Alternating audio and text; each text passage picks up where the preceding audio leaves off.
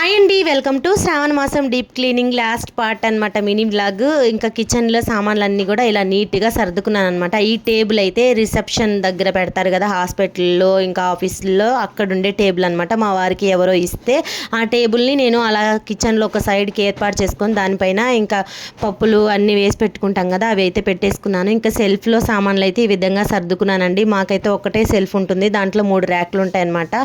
దాంట్లోనే సామాన్లన్నీ కూడా నీట్గా సర్దుకున్నాను. గ్యాస్ కౌంటర్ టాప్ పైన ఇలా అయితే చేసుకుంటాను. ప్రతి శుక్రవారానికి ముందు రోజు ఇలా ముగ్గులు అయితే పెట్టేసుకుంటాను.